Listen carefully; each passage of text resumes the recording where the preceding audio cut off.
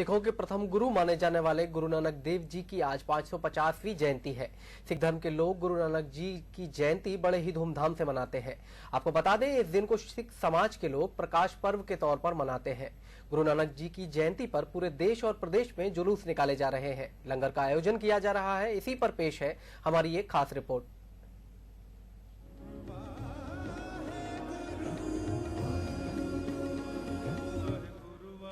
मैं हूं आपके साथ जया शर्मा।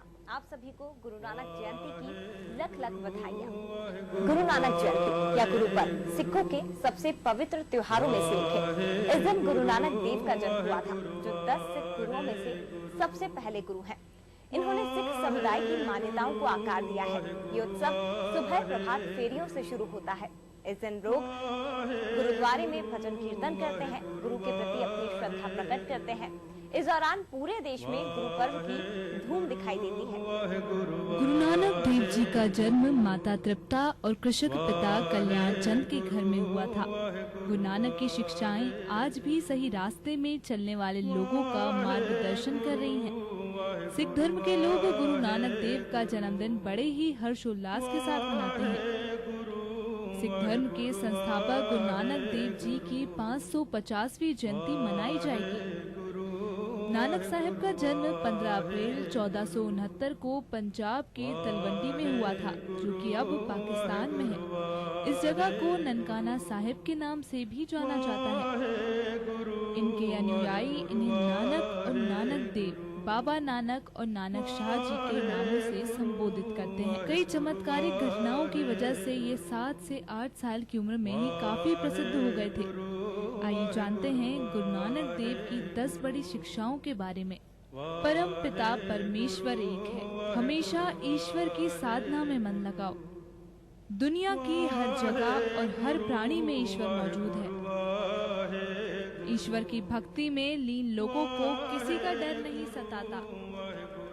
ईमानदारी और मेहनत से पेट भरना चाहिए। बुरा कार्य करने के बारे में ना सोचें और ना ही किसी को सताएं। हमेशा खुश रहना चाहिए। ईश्वर से सदा अपने लिए क्षमा याचना करें।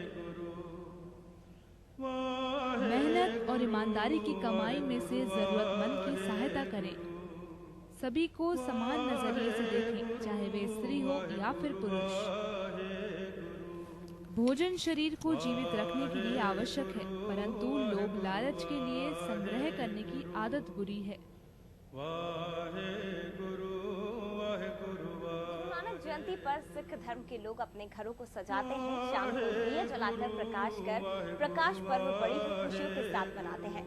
साथ ही कई श्रद्धालु गुरुद्वारे में लंगर में अपना सहयोग करते हैं और सड़कों पर प्रसाद भी बांटते हैं। आइए जानते हैं गुरुद्वारे में होने वाले लंगर के इतिहास को। लंगर का नाम सुनते ही हमारे मन में गुरुद्वारे के लंगर हॉल का वो दृश्य आ जाता है, जहां पर सभी बिना किसी भेदभाव के एक साथ जमीन पर बैठकर भोजन का आनंद लेते हैं। सिख धर्म की ये सबसे सुंदर परंपरा है। लंगर का अर्थ होता है सामूहिक भोज। सिख धर्म की सुंदर परंपरा की सबसे खास बात यह है कि किसी खास दिन नहीं होता, साल के 12 महीने और हर दिन चलता है, जिसमें किसी भी धर्म संप्रदाय के लोग एक साथ बैठकर खाना खा सकते हैं। लंगर की शुरुआत सिख धर्म के पहले गुरु श्री गुरु नानक जी द्वारा सन 1981 के आसपास की गई थी। इससे जुड़ी एक कहानी भी है। नानक देव के पिताजी ने उन्हें 20 रुपए देकर सौदा यानी कि व्यापार स्थापित करने के लिए कहा था, लेकिन गुरुजी ने उन रुपयों से खाद्य सामग्री खरीदकर उन संतों में वितरित कर दी जो बहुत दिनों से भूखे थे। जिसके बाद उन्होंने घर आकर ये बात अपने पिताजी को बताई। पिताजी बेहद नाराज हुए। फिर उन्होंने समझाया कि किसी जरूरतमंद या किसी भूखे की मदद करना ही सबसे बड़ा सच्चा सौदा है। माना जाता है तभी से लंगर प्रथा की शुरुआत हुई और जिस जगह पर गुरुजी ने उन संतों को भोजन करवाया था, अब वहाँ पर गुरुद्वारा सच्चा सौदा साहिब है, जो अब पाकिस्तान में पड़ता है। इस दिन विशेष रूप से पथ साहिब का पथ किया जाता है, जिसमें गुरु नानक देव जी के उपदेशों को याद किया जाता है। कई सिख इस अवसर पर अखंड पथ का आयोजन भी करवाते हैं, जो कि लगातार 48 घंटे तक चलता है। इसमें सिख धर्म गुरु ग्रंथ साहिब के महत्वपूर्ण अध्यायों का पथ करते हैं। गुरु नानक जयंती के इस पर्व से कुछ दिन पहले इसकी तैयारियां देखने को मिल जाती है। श्रद्धालुओं द्वारा किया जाता है, प्रभात फेरियां भी निकाली जाती है। सिख धर्म के मुताबिक गुरु नानक देव जी ने लाख बुराइयों को दूर करने के लिए काफी कार्य किए थे। उनका विवाह महज 16 साल की उम्र में सुलखानी नाम की कन्या से हो गया था। 32 साल की उम्र उनके पहले बेटे श्री चंद का जन्म हुआ था, जिसके बाद 4 साल के अंतराल में उनके दूसरे बेटे लक्ष्मीदास का जन्म हुआ।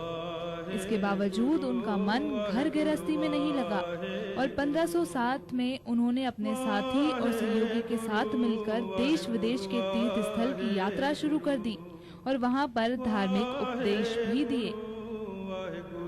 कैसा रहा गुरु नानक देव जी का बचपन? आइए आपको उनसे जुड़ी एक कहानी से रूबरू करवाते हैं। गुरु नानक देव जी 7 वर्ष की आयु में पढ़ने के लिए गोपाल अध्यापक के पास भेजे गए। एक दिन जब वे पढ़ाई से विरक्त हो गए तो अंतर्मुख होकर आत्मचिंतन में निमग्न थे। अध्यापक ने पूछा, पढ़ क्यों नहीं रहे हो? गुरु नानक का उत्तर था, मैं सारी विद्याएं और वेद शास्त्र जानता हूँ। गुरु नानक देव जी ने कहा, मुझे तो सांस्कृतिक पढ़ाई की अपेक्षा परमात्मा की पढ़ाई अधिक आनंददायी प्रतीत होती है। ये कहकर निम्नलिखित वाणी का उच्चारण किया, मोह को जलाकर घिसकर स्याही बनाओ, बुद्धि को भी श्रेष्ठ कागज बनाओ, प्रेम की कलम बनाओ और चित्त को लेखक। गुरु से पूछकर विचार पूर्वक लिखो कि उस परमात्मा का ना तो अंत है और ना ही सीमा है। इस पर अध्यापक जी आश्चर्यचकित हो गए और उन्होंने गुरु नानक को पहुंचा हुआ फकीर समझकर ये कहा कि तुम्हारी जो इच्छा हो सो करो। इसके पश्चात गुरु नानक ने स्कूल छोड़ दिया। वे अपना अधिकांश समय मनन, ध्यानासन, ध्यान एवं सत्संग में व्यतीत करने लगे। गुरु नानक देव जी से संबंधित सभी जन साखियां इस बात की पुष्टि करती हैं कि उन्होंने विभिन्न संप्रदायों के साधु महात्माओं का सत्संग किया था। उनमें से बहुत से ऐसे थे जो धर्मशास्त्र के प्रकांड पंडित थे। अंततः साक्ष्य के आधार पर ये भली भांति सिद्ध हो जाता है कि गुरु नानक ने फारसी का भी अध्ययन किया था।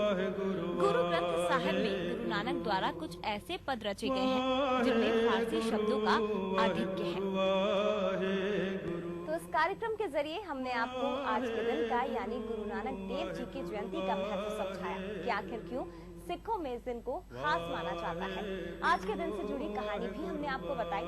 तो आप भी वाहेगुरु के सामने अपना मत्था टेकिए। वाहेगुरु जी आपकी सारी मनोकामनाओं को पूरा करेंगे। इसी कामना के साथ एक बार फिर से आप सभी को आज के इस शुभ दिन की ढेरों बधाइयाँ। नमस्कार।